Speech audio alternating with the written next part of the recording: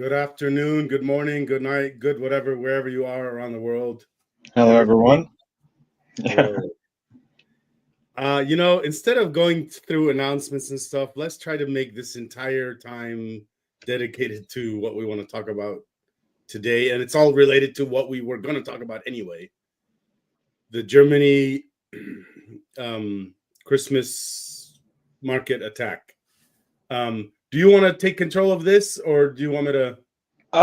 Let's actually go ahead and go through some of the things that you had in mind, and then I might bring up some issues because there's a lot to say, and especially that this has some overlap with people that we might know. So there's a lot of loaded stuff here. Oh, it's so loaded. Let's just watch a couple of minutes of a newscast that happened a few days ago, right when it happened. So, of course, it doesn't have all the information that we know now. And just so people will know, maybe some people watching this actually don't know. I met somebody today who didn't know about it. So not everyone's watching. Let me go ahead and put it on the screen. 2 minutes only. We begin with an attack at a Christmas market in eastern Germany, an event that could impact security measures at holiday events around the world. The NYPD just announced that it will deploy additional resources in New York City out of an abundance of caution. In Germany, at least 2 people are dead and dozens injured after a suspect plowed a vehicle through a crowd. Video from the scene shows first responders and police swarming to the area. The driver's in custody, and we are learning new information about the suspect. It happened in Magdeburg, a city of about 240,000 people, roughly 100 miles southwest of Berlin. Today's attack came 8 years and a day after a man drove a truck through a Christmas market in Berlin, killing 12 people. And ISIS claimed responsibility. CBS's Elaine Cobb leads us off with the details on today's attack. I want to finish this video, but I just want to make a comment real quick. The way she said, and ISIS, blah, blah, blah. So she was already, leading people to think it's ISIS or at least a Muslim terrorist doing this. And that's what I thought too. And it's an easy thing to think, but this is a newscaster delivering news. That's a little bit different than me thinking something in my head. Right. Anyway, more information came out later, which is that and maybe I'm still wrong. Maybe he's lying to us. I don't know. He's an ex-Muslim. Well, the fact that she suspected it, that some kind of a Muslim extremist might have committed this, is not really out of character, because there have been several previous incidences where that exact same thing happened at this exact same timing, and so it's not really something that in Germany in a Christmas market during Christmas, exactly, just 8 years ago. Exactly. So it's really not so far-fetched to make that presumption. Of course, where she got this information from is a little bit bizarre, because there was nothing that pointed to it. However, if I can actually make a kind of a speculation, and I've seen someone post that before, there was the scene of the actual arrest, which was misconstrued by people as the suspect saying Allahu Akbar, when he was in fact saying, I believe, alles klar, which might sound, from the point of view of someone who doesn't know German, that he's saying Allahu Akbar. Okay, I'm not German. I don't know German, and I know Arabic and English, and I listened to that same video, and I was trying to listen for Allahu Akbar, and I couldn't hear it. And then in the Twitter comments, I saw somebody say even the second mark, they said 18-second mark, 19-second mark. And I listened, it's like, dude, that's not what I'm hearing. Yeah. And then somebody made an obvious point. Even if you heard Allahu Akbar, it could have been somebody else. Well, it's right now, anybody who might be saying that in any place is basically just trying to ride that wave that this is now There's a people cause. riding waves a ton. Let me give you another example of somebody riding waves, but on the other side, there's tons of, I don't know about tons, but there's YouTubers, ex-Muslim YouTubers, Right. that right away jump to that he's a Muslim, you know, and well, actually, that's the same point you were just making. The person who put out that video, or at least one of them on Twitter, was I think Apostate Aladdin. Sorry, not him. Apostate, the other one, Apostate Prophet. He right away is quick to say it's a Muslim. And there isn't enough information, you know, to be jumping to conclusions like that. But anyway, let's go ahead and finish this video real quick.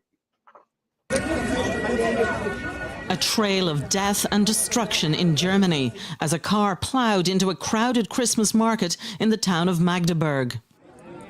At least 2 people are dead, one of them a small child.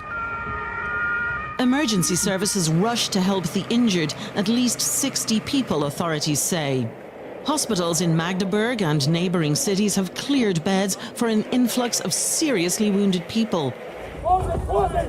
Police arrested the driver on the scene. His motivation is...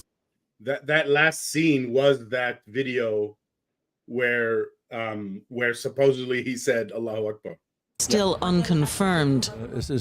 We have caught the perpetrator, said the Premier of Saxony-Anhalt. He is a doctor from Saudi Arabia who has been working here and has been in Germany since 2006. German officials had warned people to be vigilant at Christmas markets, which are popular for holiday gift shopping and family outings. And it's 8 years, almost to the day, since a terror attack on the Berlin Christmas market, which left 12 people dead. German police believe the suspect acted alone, and they suspect he had an explosive device in the car. Margaret? Elaine Cobb, thank you. All right. Let me fix that. Here we go. So, what would you like to say about that? Well, first of all, the assumption that this was a Muslim is really the easiest thing to think about. There was, I'm trying to think about. Well, let's go ahead and clarify for people what happened in the past 3 days. So they looked up his social media. Okay, that's an easy thing to do. They could have actually done that while he was saying supposedly Allahu Akbar. Facebook and Twitter, he had been saying to the German people or the German government, hey, it's immigration policies related to Muslims. Right. And he's saying there's, I don't know, something like too many Muslims coming in. I don't know how he said it or what he said. And he also said, if you don't act on what I'm saying, then I'm going to harm Germany. This is and this is something that goes back way to, I believe, the first time he started making statements of that sort was 2013, if I'm not mistaken. So it's something that so he was saying that for 11 years. Yeah. I guess no one believed him. There was a statement that he said at some point to the effect that aside from harming Germans to make them realize what's going on, what can I do? Anybody please tell me what I can do? Something to that effect. So that was happening for quite a while. And the thing about this is that he started as someone who was trying to help ex-Muslim refugees, people who are trying to help. Can you go again and explain details of what he was doing? Right. So he was actually trying to work with some organizations that do provide refugee relief for people who are ex-Muslims. He had some contact with the ex-Muslim organizations in Germany. However, he started going against them, directly going against them, to the point that he was really dissatisfied with the whole situation, that he started putting slander, and they went to court against him. He was basically bullying everybody, and there was I'm actually. confused. Can you help me understand what you mean? You said he was against them. Who's the them? Against the people who were actually ex-Muslims. So here's what seems to be the issue with him. So there was a statement that was issued by an ex-Muslim organization in Germany that was saying that we're not against Muslims, we are against extremists and things of the sort. And that didn't sit well with him. He was What did he saying, do? he was talking about having to be against all Muslims, and that's the issue. He's So he was saying, helping ex-Muslims while also saying we should be against all Muslims. yeah, he thought, when he was thinking about Germany being a haven for escaping Islam, that they're going to be against Muslims, period. And the But there's fact that already Muslims there. yeah, Peaceful and ones. the fact that Germany was really open to immigration and was They took in really a lot having, during the Syrian civil war, right? Or right. actually more So than most countries.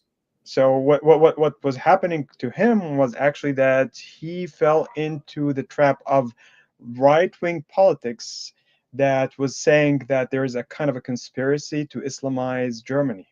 Oh shit! And Listen, I heard this also from other people on Reddit talking about this, saying that it's a kind of a thing that happens more than once, to fall into the whatever right wing trap, whatever the hell you just said, where they and so these right wing groups or whatever, they're teaching violence. so yeah, there is specifically the AfD, the Alternative for Germany group, which is a right-wing group that is against immigration in general. They promote something called remigration, which is basically the reverse of immigration, and he seems to be a strong supporter of that particular group and its ideology. So there's And groups actually saying, "Go do what this man did." well, I wouldn't necessarily say that this is what they're saying. However, he seems to be promoting their ideology and trying to come up with a way that also sits with his own perception that those Muslims that I ran away from, they're now populating Germany, and so I need to act against that. We need to act against that. That's what he thinks. So do you think? Hold on. Before I ask questions like what's going on in his mind, let's say a few more things, facts that we know about. Is it true that he's a psychiatrist? And how Yeah. so he's from Saudi Arabia. He Yes. left to Germany by asylum? I believe so. I think that he arrived in 2006 and just settled down in Germany like a regular person. He had just legal permanent residency, and he ended up being a psychiatrist who works in an addiction clinic. So he basically was helping people get over addiction. So he does have qualifications to do that. However, at the same time, in addition to his work there, he was also he seems to have had this idea, from what I got from other people talking about him, that he was trying to champion the cause of protecting Saudi women as they come as refugees to Germany. That's one thing, but at the same time, he was trying to counteract the presence of Muslims in Germany. So Hani, who I was just talking to recently on Facebook, he wants to be on one of our episodes, by the way, to talk about Islam and the Palestinian cause. He's an ex-Muslim, and this thing with Germany is related. Yeah. I think it just got. You tell me what you think. I think it just got harder for all ex-Muslims who are trying to leave their country for asylum or anything like that? Isn't it harder now after what Well, just happened? the problem with ex-Muslims that are trying to leave their countries is that they eventually get bunched up with the Muslims themselves, with the general population, and it's very hard to actually make that distinction between being an ex-Muslim who is undergoing some sort of oppression because of their opinion, and for the fact that they're being persecuted for leaving Islam, and having been put in that same group. It's really hard for them to actually establish that type of case in the West. So Muhammad says, and he said earlier that he's an ex-Muslim and he also wants to come on the show to talk, but he wanted to say that he's saying a lot of the supposed ex-Muslims seeking asylum are actually Muslims, and that they just want immigration. I think that's what he's saying here.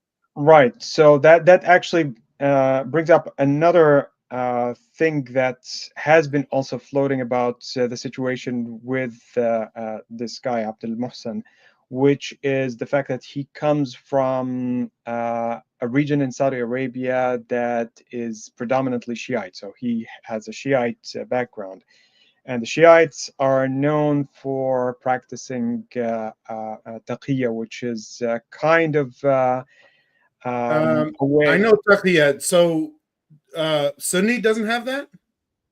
Well, they don't have it as much because you have to see the way that for Sunni being the majority, they don't actually go into the situation where they have to pretend that there is something other than what they believe. Whereas in the case of Shiites, especially in Sunni majority countries, that's actually something that they had to do very commonly. In fact, it is. Oh, I think I know what you're saying. Let me clarify for everyone.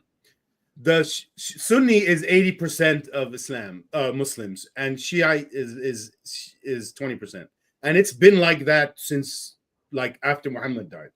No, those not numbers. necessarily. There was a time whenever. At some point, it became those numbers. Okay. Yeah.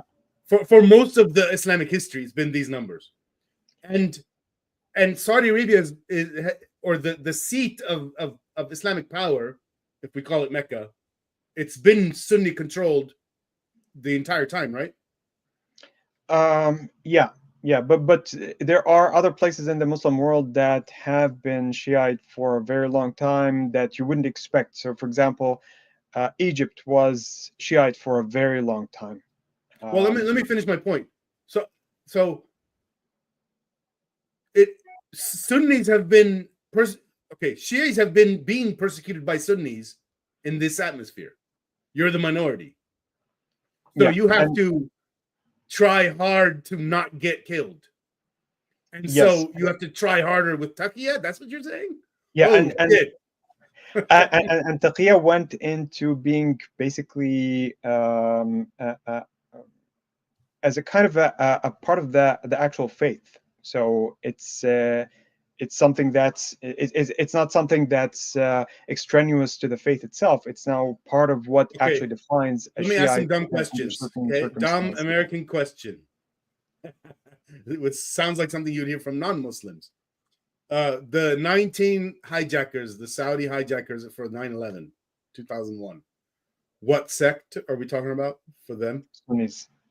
It was Sunnis. Yeah. Okay. As far as I know, there was no Shiite amongst them. They were all related in one way or another to Al-Qaeda, which is a Salafist group, and these are purely Sunnis. Okay. It's only recently, in recent years, that there was a resurgence of Shiite-related activity through Iran. But before that, that wasn't the case. Activity meaning terrorist activity? Yeah, we're talking about supporting direct military activity, like in the case of Hezbollah, for example. Okay, what I think is on everyone's mind, it's been on my mind this whole time. I'm pushing it down to get to it later, but it keeps coming up. How can you tell if somebody who's claiming to be whatever he is claiming to be, how can you tell he's doing taqiyya? How can you tell he's not a terrorist? You know, how do you do that?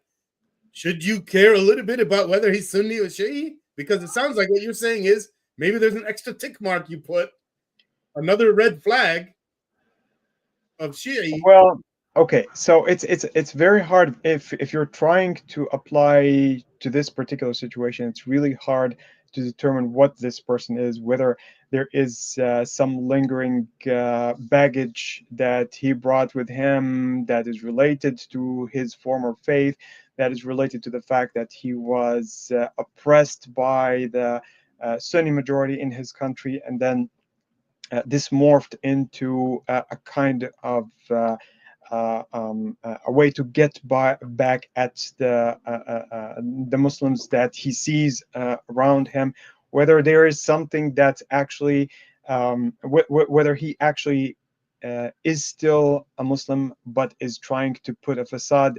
This seems to have been discounted by people that I've seen talk about him. It seems that he was more confused than actually planning this as part of a taqiyya, for example, if we want to put it that way. Well, I don't even understand why anyone would be claiming taqiyya here, because he openly said what he's going to do and then he did it. Right. But it's that exact same sentiment that was expressed by that news presenter at the beginning when she said he must be a Muslim. So looking at the data that we have, how can an ex-Muslim be doing something of that sort? So it's a little bit something that can be considered a bias in a way, that it must be taqiyya because he comes from that background, that it's not conceivable Right, that but as soon as you do any research at all, like about his social media, like Hani is saying right here. By the way, is that how you pronounce that? Hani? Hani. Hani. We're actually friends on Facebook, by the way. Oh, really? Yeah. Okay. Actually, I'm not sure how we met. Maybe it's through my mom, which is the same connections, you know. My brain farted. It must have been about this. Oh, yes. So you were just saying that at first glance, before doing any research, you might think taqiyya. But as soon as a cursory research of his social media, in 5 minutes, you can figure out it's not taqiyya. He said what he's going to do and then he did it. So there's a much simpler issue here. Why didn't they deal with this? How do you deal with this anyway? What do our laws let us do? So like in the US, if that man was acting that way, saying those things, what do we have in our laws that lets us do anything?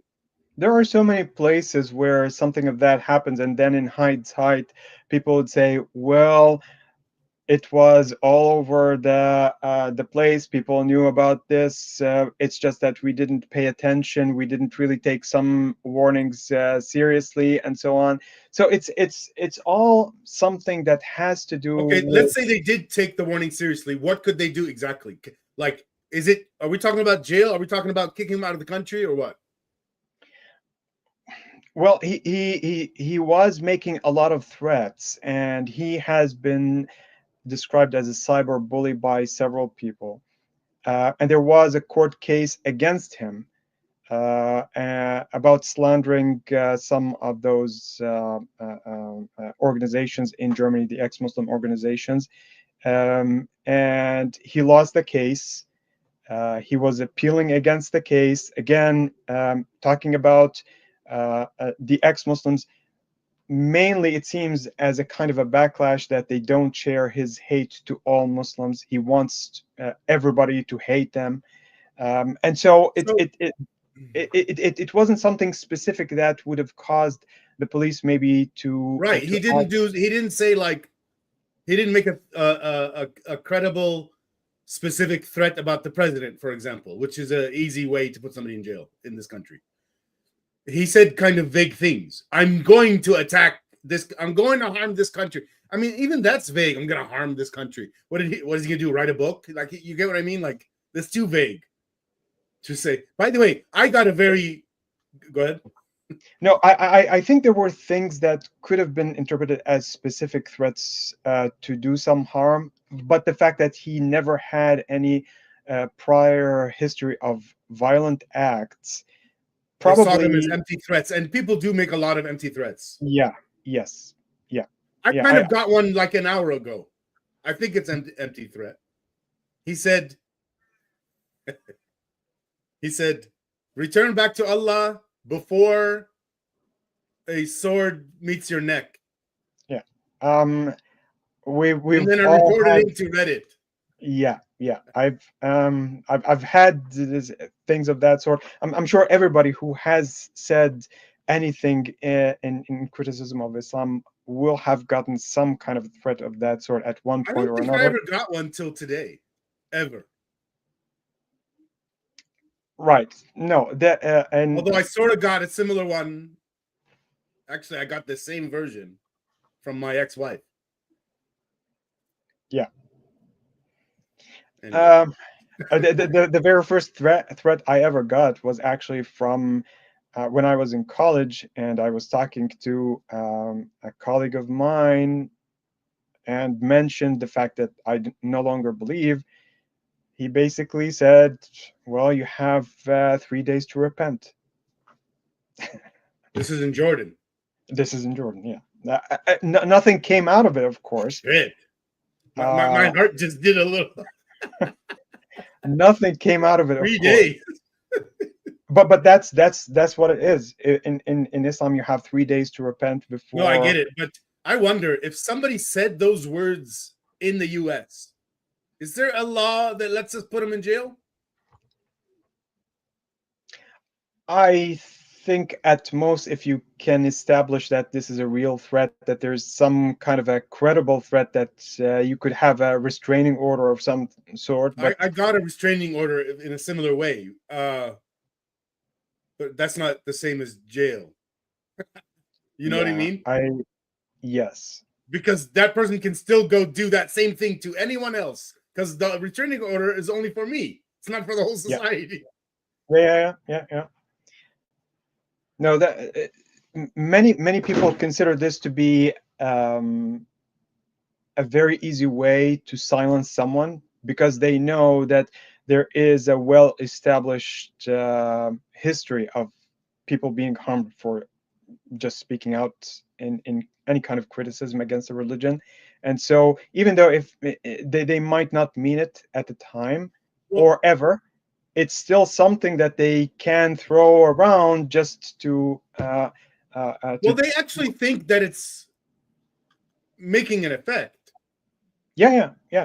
They think they're winning with it, and it is making an effect in the sense that it can scare people, and Yes, it is making an effect in the sense that a lot of people who see that would actually stop and hide and not do it.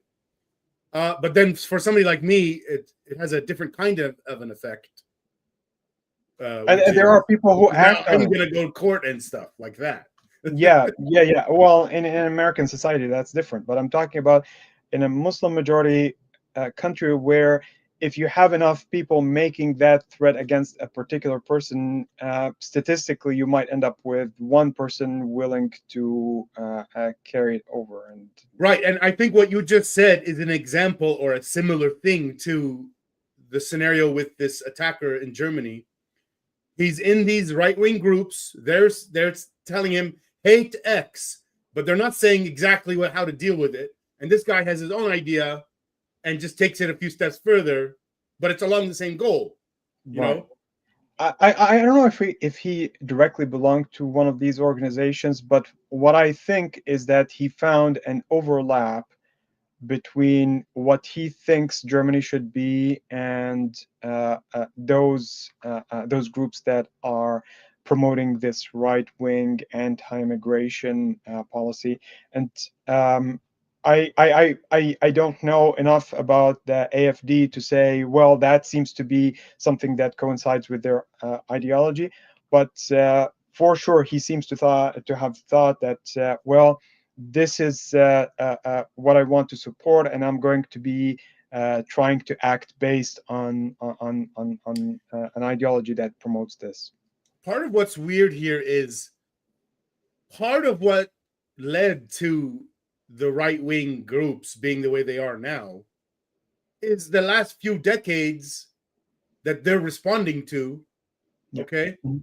And if the last few decades were treated differently, then these right-wing groups wouldn't be the way they are, wouldn't be as bad as they are. Yeah, I think you're right. Yes. So part of fixing this is to undo this sort of in a reverse way, like, and you gotta deal with everything at the same time. And I'm not saying I know the solution, but we definitely should. I mean, we've already been talking about this, these things that's been going on for the past few decades, where I'll just say it very shortly. Muslims are not being held to account in the same way that everyone else is, the laws. Yeah. And that's leading to these right-wing groups being the way they are, aside from their own bad ideas that they have. And then this guy does this really weird thing. This is really weird. It makes no sense. Like, similar to like 9/11 made no sense. Like, when it was like, what is planes and buildings? What? Nobody ever thought of that. What's going on? Yeah. Yeah. It seems to be a kind of he like being under the effect of a certain ideology all your life, being oppressed by it. It's like you start thinking the way that these people think and start using their own tools, which is totally bizarre. Suppose that this thing that he did ended up with him being killed, which is a very real possibility. It seems then that he was willing to die for this, the same way that a Muslim would be willing to die to go to paradise or whatever. So it's, yeah, I said something about an hour ago to somebody. I said, this guy still has the same like worldview, philosophy, or whatever that he brought with him from Saudi Arabia. Okay, and I called it Arab culture. But that's not to say that other cultures don't also have it. And I give an example of like Nazism, and I mean not whatever that name represents today, but World War II era, and then the Imperial Japan version, also the same era. And then I started to think about Imperial Japan, and I thought, and just to remind everyone, if you're not even thinking about it, that was a Pharaoh scenario. The people. Okay, let me say how bad it was. At one point during World War II, after Pearl Harbor, after the U.S. got into the war because Japan attacked it without a declaration of war, there was one little story that I saw in a movie. I think this is accurate. It was saying it's truthful, story, that a pilot, American pilot, lost his plane, got out, landed. He was in China, which was ruled by Japan at this time. We're in war with Japan, but not with China. Chinese people saved that man, okay, and helped him get to where he needs to go. The Japanese found out.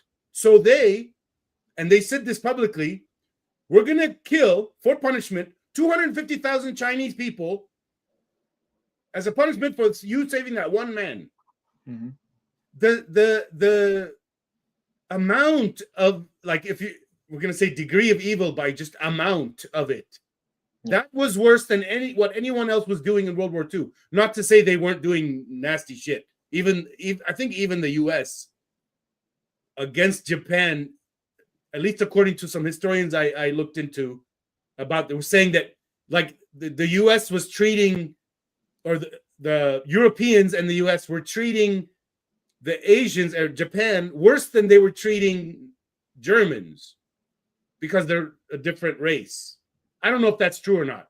But the point is, if you just look at what all of these all these empires were committing, I think Japan was the worst one, even worse than Germany. Okay? In quantity, and then also in that little thing, 1 to 250,000 punishment scale. You want to say something?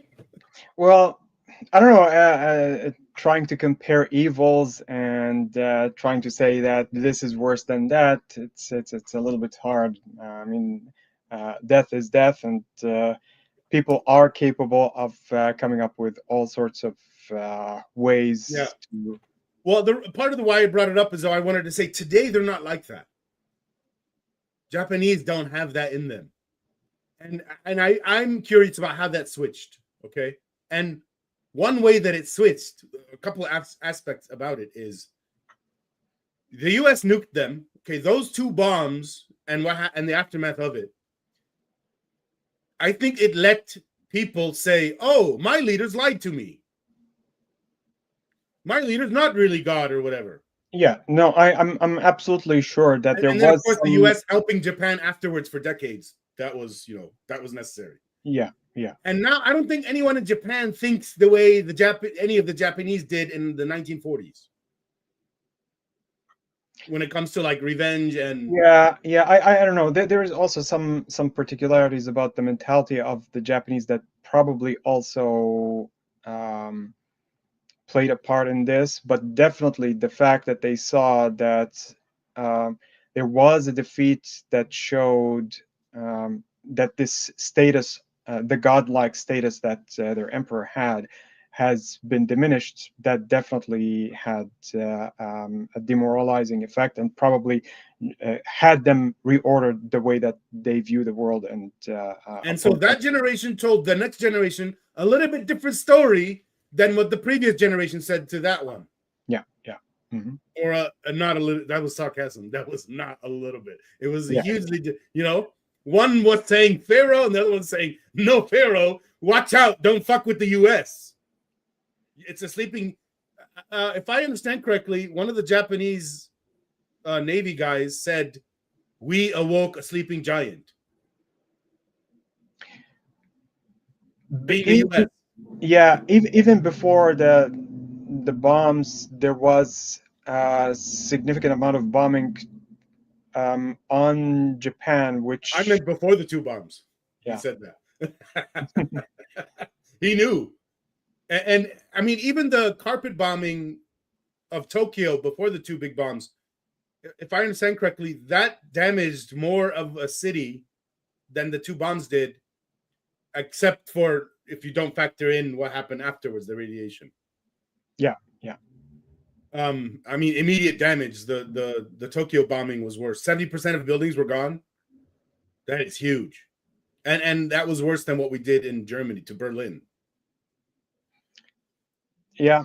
I mean, in World War II, if you want to look at the damage everywhere, everybody was trying to really create significant damage on the other side. Yeah, and they were doing a lot of lying about how much damage happened. At one point, supposedly the story is the Germans got attacked in Berlin. This is towards the end of the war, and I don't know, something like 20,000 Germans died, and then the Germans, whoa, us, 200,000 Germans died. They multiplied by 10. And from what I understand, and then the other side will do the same thing. However many died, multiply by 10. Same as guys and girls. If you ask them how many sex partners, women divide by 3, men multiply by 3. At least in America. I don't know how it works in the rest of the world. Back to the point. Okay. Do you think we should get into, and I already planned for this, okay? This is getting into the clash of civilizations, clash of cultures. Right. Yeah. I mean, for the actual incident that we started talking about, I think there's a lot of repercussions that we will be able to understand as time goes by, as we understand a little bit more about that person. But I think for now, yeah, it's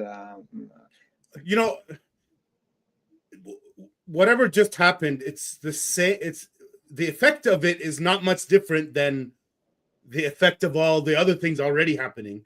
And I mean the conflict between, hey, the Western world does want to help some of the people in these countries escape, partly because they caused some of the damage, like the U.S. Okay, the U.S. caused some of the damage in some of these countries. It has some responsibility to take in some of those people. But there's this conflict of, well, how do you know? How do you not take in the bad ones? And this gets into, well, first you have to understand them, and it's been said that in the West, they don't really understand the Arab mindset, the Muslim mindset, or whatever. I'll tell you who said this, okay? There's this historian. Yeah, I gotta remember her name. She's a fucking genius. She works as a professor teaching in the Navy College, U.S. Navy College, and what she studies is military, but also history, right? Understanding all of it in the context, but the main thing is military.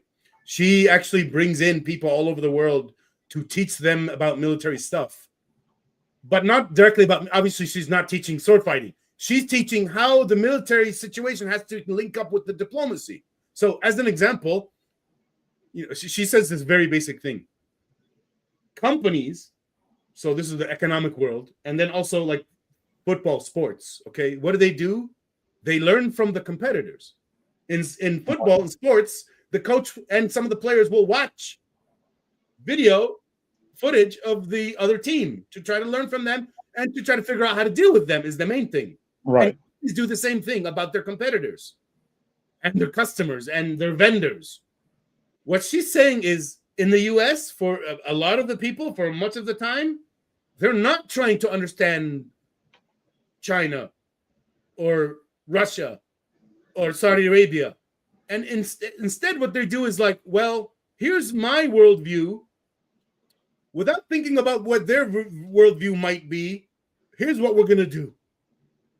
That doesn't really work. You can't win an ideological conflict when you don't know the other side of the conflict. Yeah. This, to some extent, this ties up with some of the criticism that people have put against this idea of the clash of civilizations that we were going to be talking about. That's why I brought it up. You see this? The Clash of Civilizations and the Remaking of the World Order by Samuel Huntington. So why don't you give us the premise of that book real quick? And by the way, I did not read the book. You did. So my understanding also is not directly of the book directly itself, but of discussions that is related to it. So the core thesis of what Huntington is trying to present is that the world is divided up into various civilizations. He brings up Western civilization, Islamic, Chinese civilization, Hindu, and so on. And he thinks that the differences between these civilizations is basically what's going to be causing conflict, talking about the difference in values, in culture, in worldview. And he thinks that this civilizational identity is becoming more and more important as nation states are becoming less of a player and in the presence of post-Cold War world, you end up with this kind of division that happened between capitalism and communism disappearing, and this brings up this civilizational conflict. And he thinks that there are specific fault lines where this is especially the case, like in the geography where you have the West meeting the Islamic civilization. And this seems to be a place where this happens. Now, I happen to agree with some of what's being presented here in the sense that, yes, there is a civilizational clash, and it's mainly not because of the West, but because of the fact that you have this Western effect on a place that has an ideology that in fact tries to present its own uniqueness based on its religion, which is also connected with its presence as an empire. And so there's a lot of generalization in this, and it's talking about things being a little bit more deterministic in terms of the view of the conflicts that would have arise. But at the same time, the fact that you have this kind of opposition between the Muslim civilization and the West, which is now being presented in the form of a global culture, and the Islamic civilization presenting a kind of a defeatist worldview, where we were the masters of the world and now we are so defeated. So there is something that's related directly to their civilization and how they're presenting themselves to the others. So I think it's a relevant point So of view. how do these ideas help us in this issue we're talking about related to the Germany Christmas market attack? And the part I mean is the whole, now that it's hard, it's getting harder to resolve these, and I mean little conflicts, little as in a government and this one person who wants to come here. Those, how do these ideas help or there? Well, it's not going to give you a way to address individual cases like this, although maybe people who are experts in thinking about policy and how this actually gets implemented on the ground would give a more informed view than myself. But for me, this helps understand what's actually happening globally. When you're looking at a kind of mentality that you have that is very common amongst Muslims, talking about how they view the West in general and how this informs their worldview. I think this kind of civilizational conflict is something to think about, is something to bear in mind. It casts a lot of shadow on how these things actually form on the ground. I just want to say real quick, Mohammed is asking me to invite Christina Prince to the show, and I'm guessing that's a YouTuber. I just want to say to Mohammed, I'll go ahead and do that, but generally people don't respond to me like that. What needs to happen is somebody from their audience who they trust tells them that I'm trying to contact them, or reverse, you know. So our audiences need to talk to each other. So Mohammed, please go ahead and tell Christina Prince that I want to contact her, or tell her to contact me, that kind of thing. Anyway, that's all for that part. So you were saying in effect that I guess you don't, but you're saying some people who understand laws or deal with immigration laws need to understand some of these ideas in order to do their job. Well, I know for a fact that Huntington's theory is actually being actively used by policy makers. It's something that is it having a good effect, bad effect? What would you say?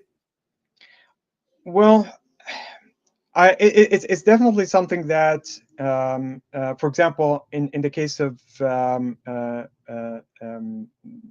events of 9/11 and the rise of populism and the tensions between China and the West, these things seem to have relied heavily on the ideas of Huntington.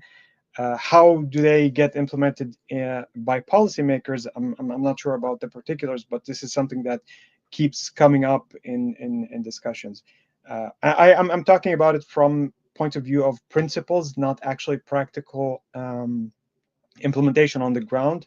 Like I said, this is not something that I pretend to know how to do, or so let me ask some dumb questions, okay? If I'm an immigration policymaker in whatever country, and I want to, really make the best, or the best that we know how to make a scenario for vetting people. If it's me, I would just say, look, have a conversation with them. Now, obviously, since you're not the one doing that, you're going to have to make like a manual of how to have a conversation with someone to figure out what their ideas are, what their worldview is. despite them maybe doing taqiyya or any kind of lying. Obviously, you Well, have to stop. I think we talked a little bit about this before. I mentioned that whenever whenever a Muslim who is joining a new country is pledging allegiance to that country, there is something in the back of their mind where they're saying, "Well, I'm doing that while crossing my fingers and not really saying that in a kind of a sincere way."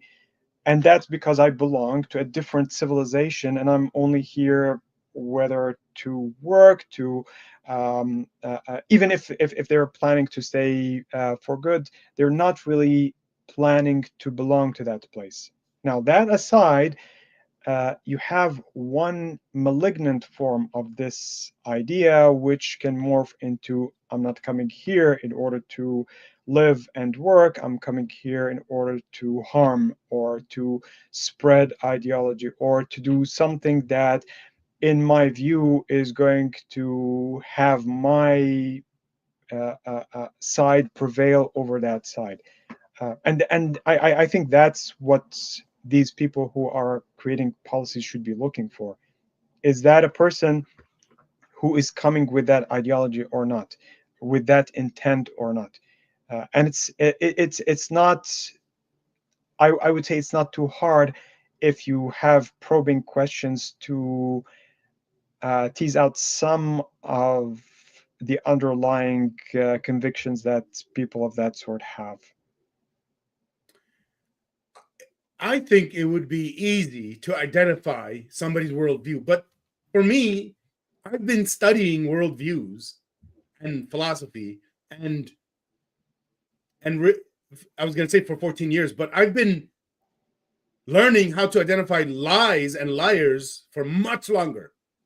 You know, like I was really good at identifying. Okay, let me say how good I am at it. This was like about 15 years ago, 14 years ago. This is maybe either right before I became an ex-Muslim or right after that. It was in my company. One of my employees, he was really good employee, okay? Something went weird or sour with him, and he wasn't acting like his normal self. And I had an email discussion with him. It had to be email because it was across many days, and I couldn't have. He worked far away from me, so it had to be over email. And we went back and forth, and it was getting a little bit harsh. And by the end, when I did see him in person, he looked like he was torn down and like depressed. But he didn't quit, and I didn't fire him, you know. But the thing got fixed afterwards. Years later, I saw him again in a parking lot, and he had such a big smile on his face seeing me. And in the middle of that discussion, he said, "You remember that thing you did years ago?" And I was like, "What?" And then he said it. I was like, "Oh, yeah, okay, I remember." He goes, "Can you teach me how to do that?" And I'm thinking in my head, well, what did I do? I know what I did. There's this very basic, simple thing I do, which I learned very early in my life. Maybe it goes back to like in math class where you have a problem and you have some piece of information and you gotta figure out what that last piece of information is. But all that information you have is enough to get it. Okay? That's all I'm doing when I'm trying to find a lie in somebody's shit, you know? I saw two sentences they said that look like they contradict. Instead of just directly saying, hey, idea one contradicts idea two, what I do instead is ask about each one. And then when you get sort of the end, they can clearly see there's a contradiction that, you know, they Right. couldn't see it before somehow. I don't know why. I'm sure that when you put someone in the position of vetting people, they're going to be good at detecting lies. The issue, though, is, are you going to act on this? How much of this is actually going to be actionable? Because if you have a policy that says admit all, and you have this as a kind of a formality, then that's going to be quite useless. And I think in Europe, they have been more or less following that. And like I said before, in the US, this is very far different from how things happen than in any of the European countries, or most of them. So I just want to say, hey, everyone in chat, if anyone's gonna be abusive, say abusive stuff or any kind of trolling, that's not acceptable. It's not acceptable anywhere. I don't know why you're doing it. Stop doing it. Sorry, my brain went somewhere else. Obviously, no, that I'm yeah, making sure that the chat is clean is actually very important. yeah. So what were you saying?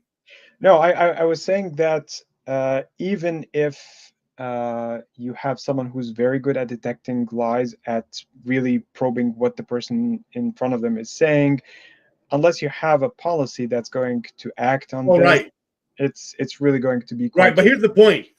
First, you need to know if it's physically possible, and then you need to wrap your laws around that to get it. Which actually connects with something that you mentioned at the beginning, the fact that there's a claim that people in the West don't really understand that mentality. And so when you're sitting in front of someone who is coming from that culture, that you really actually know what they're saying, that you really know when they say something, what it actually means. And so it's definitely something that... I mean, I kind of would have to be an ex-Muslim to be somebody that's figuring out a Muslim / maybe ex-Muslim, right? It can't be somebody that's never been that didn't live through it himself, maybe, or it doesn't have to be. I guess they could be somebody like an ex-Christian who learned a lot from an ex-Muslim. That could happen, I guess. There are so many things that can be objectively verified, like some kind of an evidence of something that can be construed as or can be understood as persecution that this person is undergoing, or certain acts that no Muslim would do. I've seen some people who are trying to use this as a kind of a way to end up getting some kind of leverage over some immigration place. It's something that that can be concrete, but at the same time, if you're able to really interrogate someone for their worldview, I think many of these things would naturally come out in the course of the conversation. I think somebody got confused. I wasn't saying who was trolling. Anyway, I want to mention a point here. How do you pronounce that? Not really Hank Aaron. Okay. I was going to say, not Triali. Okay. He says the Western world lies much more than the Islamic world. You know, I'll say some of the lies I've found. Actually, when I escaped Islam, I recognized it as escaping a matrix, like the matrix, and that's why you use the term. What's the name of the guy? The arch enemy of Neo, Mr. Smith. Mr. Smith.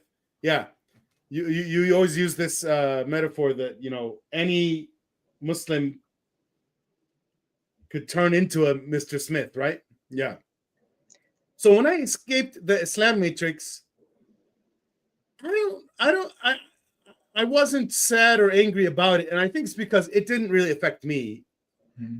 It affected my daughters later, but didn't really affect me. When I found out about another matrix that I got out of, which was related to the schooling that I got in the American public schools, and I found out about this thing that started in the 1800s.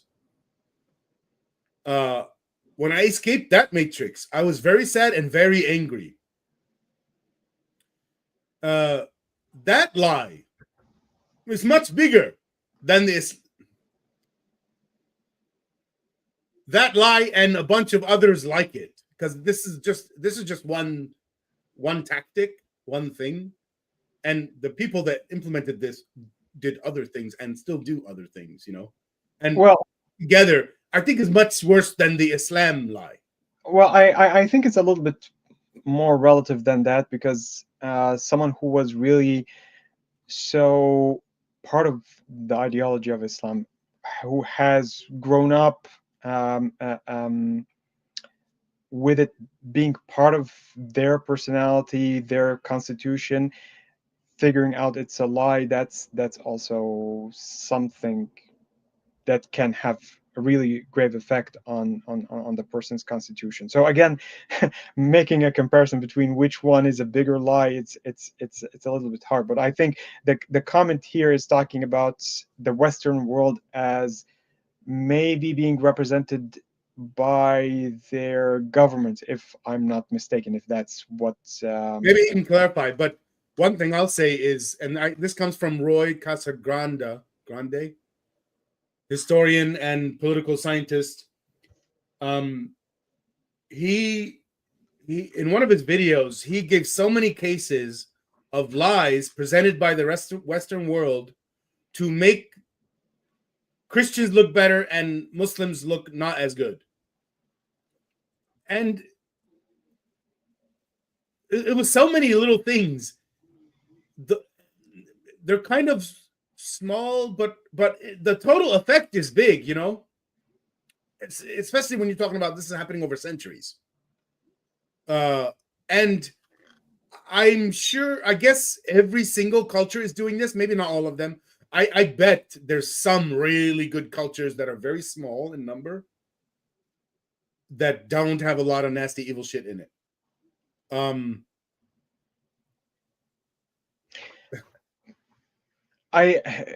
Any place where you have some kind of a contact cultures are going to be presenting some form of lying.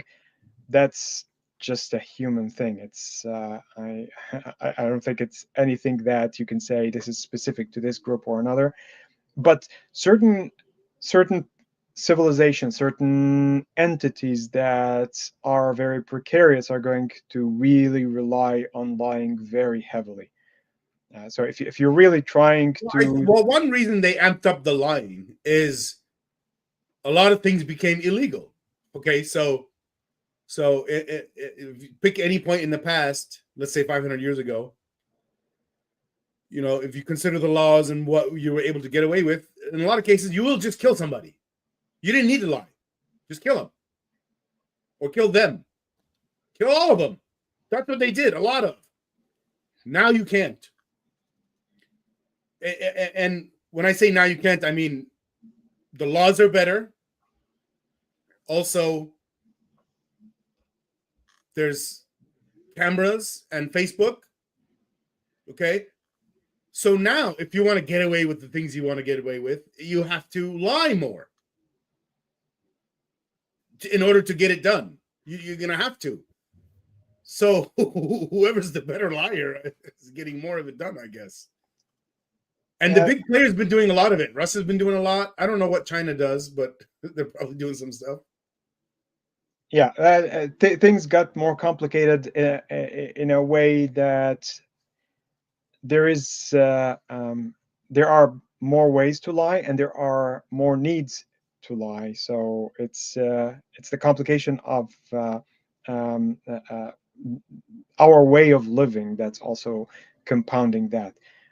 But even if you're looking at this from the perspective of something that does not require a sophisticated civilization, like having a lot of mythology that is at the root of your ideology, like in the case of a religion like Islam or any other religion, you end up putting a lot of lies that depend on those mythologies, and they depend on unreal elements that eventually, if you find them out, you basically demolish part of the core on which this rests. Okay.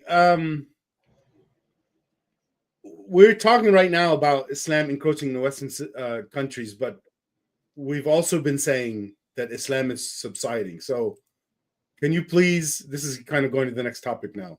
Can you explain what you mean by Islam is subsiding? Okay, so this actually also connects with the clash of civilizations that I was talking about. The main reason why this clash is being intensified in the case of Islam is because of the living situation that Muslims are in. So let's make a comparison between a typical Western society and a Muslim one, where you end up with the economy, the quality of life, having a lot to do with religion subsiding in those Western societies. If that were the case in Muslim and Arab societies, then you will definitely see that this belief in an ideology that puts you against the West is also going to subside to some extent. And I think a model like, for example, the UAE, they have a very opulent and kind of extravagant way of life. It's probably too extreme for what needs to be done, but it shows that it's possible to move away from some of those more extreme aspects of the religion if you have people living comfortably, living without an economic or social requirements that many of the other people in the rest of the Muslim world are going through. So when I'm saying that it's subsiding in the sense that religion is subsiding throughout the world. If you look at Steven Pinker's views about what's actually happening in the world throughout the 20th century, the diminishing of crime, the reduction in poverty, and so on, all of this is also affecting the Muslim world, even though it might not seem so. But I think that this is affecting everybody. And if a trend of that sort persists, then I would say definitely that this is going to be affecting religion and Islam on top of those in a way that would cause its effects to subside with time. So let me present a potential counterexample, or a slew of them. You said in one of the last episodes something that I never thought of before. It made a lot of sense. You explained how in the US versus the Europe, we all have freedom of religion. It's a lot stronger in our culture here in the US and in our laws, to the point that one big difference between the two versions of freedom of religion is here, the government is not involved in managing religion. Over there, they are. And that led to a lot of what you said was proliferation in religions in the US.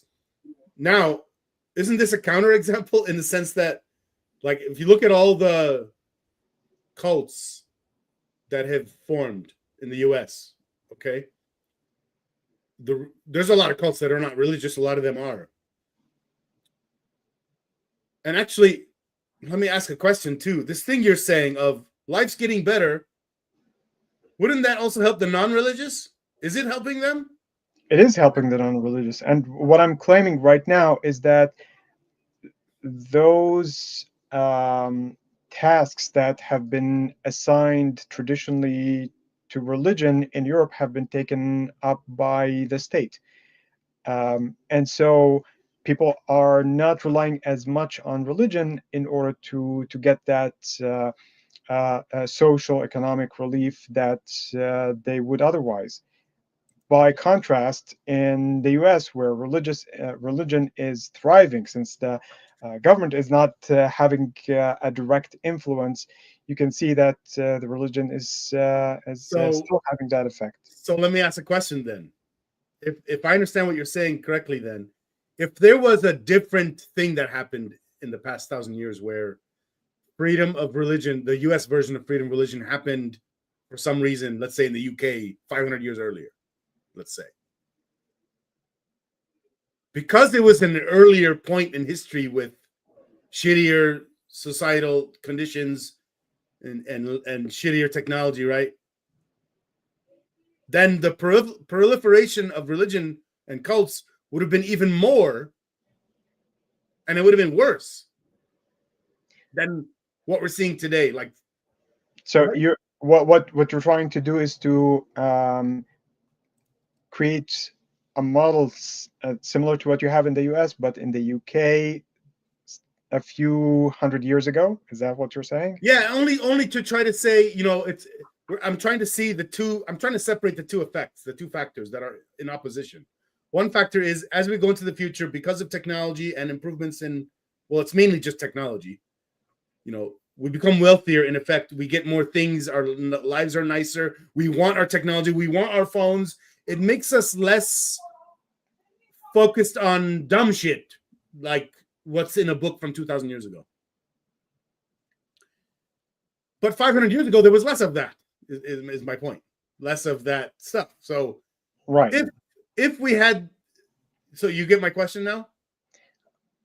Well, if you go 500 years ago and you fully go with that, then you also have to look at what kind of justification you would have for it, because the historical circumstances that were ripe enough for it to happen in the US and in parallel to some extent in Europe, mainly in France, this started after having gone through those 500 years. So I'm not sure going 500 years if it's actually going to produce that same kind of. It's very hard. It's almost like saying, and I have this trouble, like when people tell me, like if I say I shouldn't have had kids when I did or whatever, they tell me, oh, but then you wouldn't have X, Y, and Z happen afterwards, and you wouldn't be the same person, and you wouldn't be as whatever.